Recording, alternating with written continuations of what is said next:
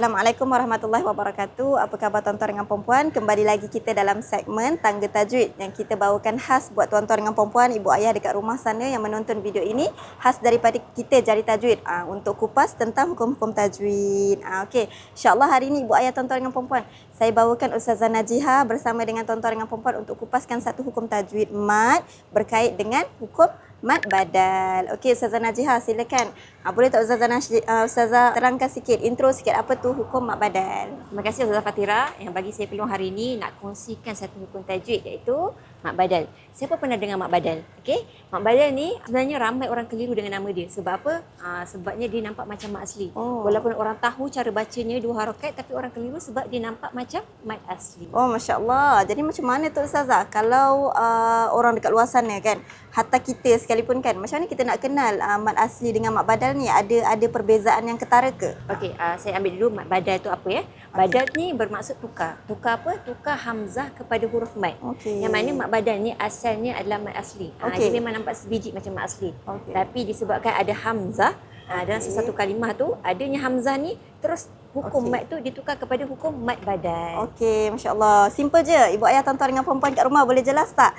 Okey, saya refreshkan sikit Ustazah Najiha boleh. Kalau hukum mad asli ada huruf mad alif waw ya. Lepas tu kita ambil kira baris yang datang sebelumnya, betul? Kalau dalam kes mad badal pula yang macam Ustazah Najiha terangkan tadi, ada huruf mad alif waw ya. Lepas tu sebelumnya kita kena ambil kira juga huruf hamzah yang datang tu, betul? Okey, masya-Allah. Saya nak pergi pada soalan yang kedua Ustazah Najiha. Tadi Ustazah sebut pasal tukar. Badal tu tukar. Jadi apa sebenarnya yang ditukarkan dan macam mana tukar tu? Tukar apa? Okey, sebenarnya mad badal ni macam saya kata tadi, tukarkan huruf hamzah kepada huruf mad. Kenapa kita kena tukarkan? Dekat mana kita tukarkan hamzah ni kepada huruf mad? Okey, saya ambil satu contoh. Contoh dalam kalimah amanah. Okey. Dalam kalimah ni sebenarnya dalam tata bahasa Arab, asal perkataan ni ada dua hamzah. Hamzah yang pertama, hamzah yang berbaris. Hamzah yang kedua bertanda sukun. Dan asal perkataan ni adalah amanah. Okey, dalam keadaan ni sebenarnya agak susah kita nak sebut dua huruf yang sama yang mana huruf pertama berbaris, huruf kedua tanda sukun. Jadi disebabkan itu kita tukarkan hamzah yang kedua ni kepada huruf mad.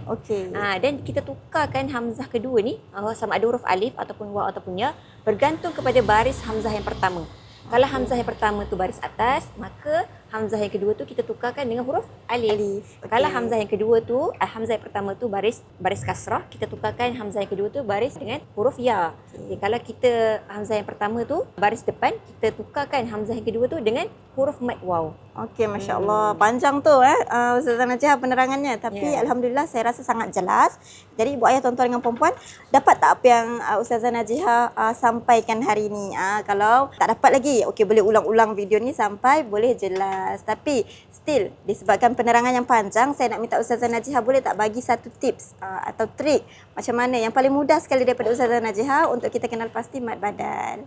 Okey, nak kenal mad badal ni tipsnya sangat mudah, sangat simple. Perhatikan saja, yang penting ni mesti ada huruf mad sendiri. Sama ada alif ataupun waw ataupun ya yang kosong lah. Yang mana yang paling penting sebelumnya syarat dia kena ada hamzah sebelum huruf mad ni.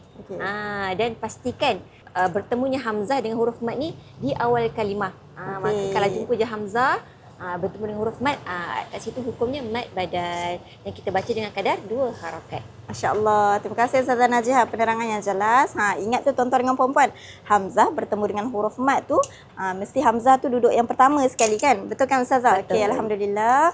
Insya-Allah ibu ayah tuan-tuan dengan puan-puan, kupasan untuk satu hukum mad hari ini dah berakhir. Insya-Allah kita jumpa dalam segmen Tangga Tajwid pada episod yang akan datang.